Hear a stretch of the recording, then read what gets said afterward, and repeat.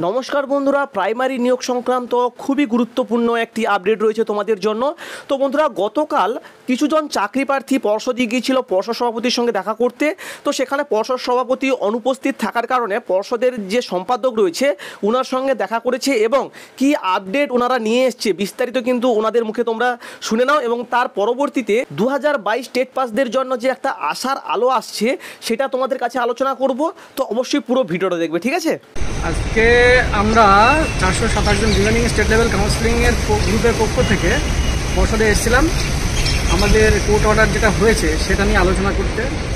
কিন্তু আমরা প্রেসিডেন্ট মহাশয়ের সঙ্গে দেখা করতে সক্ষম হইনি, কিন্তু সম্পাদক মহাশয় তো সেক্রেটারি স্যারের সঙ্গে আমাদের দেখা হয়েছে এবং আলোচনাটা অনেকটাই সদর্থক হয়েছে।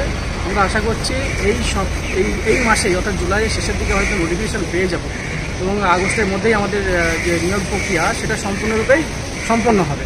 তবে এর সঙ্গে একটা ব্যাপার যেটা বোঝা গেল, পর্ষদ কিন্তু 2022 মামলাটাকে দেখতে চাইছে এবং আগামী 23 তারিখে এই কেসটা দফা হবে।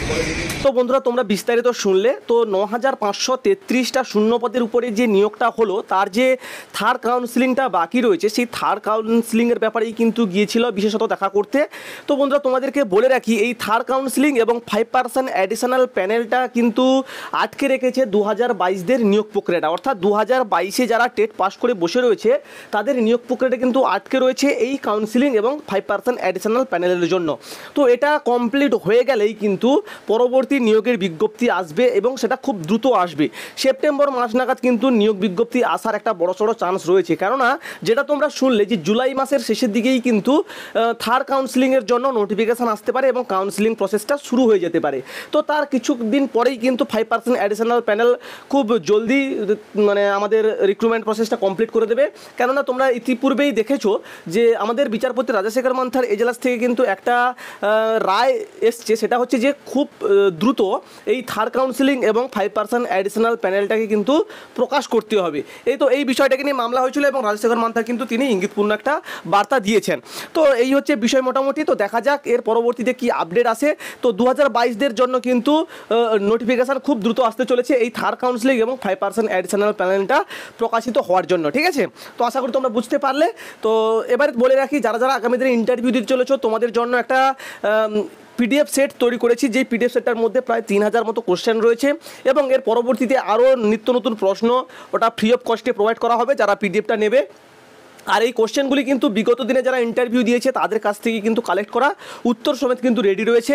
আর এই পিডিএফের সঙ্গে সঙ্গে তোমরা ডেমো ক্লাসও ফ্রি পেয়ে যাবে। ডেমো থেকে কি কোশ্চেন করবে সেগুলোও তোমরা কিন্তু পরপর করে পেয়ে যাবে ওই টেলিগ্রাম গ্রুপে।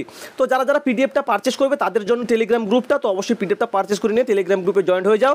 সেখানেও কিন্তু অনেক কোশ্চেন পাবে পরপর করে এবং তোমাদের যে পছন্দসই কোশ্চেন কিংবা তোমাদের যে মনের মধ্যে যে প্রশ্নগুলো আটকে রয়েছে সেগুলোও তোমরা করতে পারবে, সেগুলোও তোমরা কিন্তু উত্তর সমেত পেয়ে যাবে। তো অবশ্যই পিডিএফটা পারচেস করো।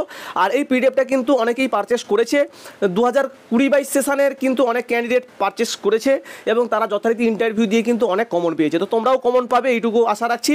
তো অবশ্যই তোমরা পিডিএফটা পারচেস করে নিয়ে পড়াটা শুরু করে দাও, ঠিক আছে? দেখা হচ্ছে পরবর্তী ভিডিওতে। ভালো থেকো সবাই, সুস্থ থেকো সবাই। Thanks for watching. টাটা, জয় হিন্দ, বাই।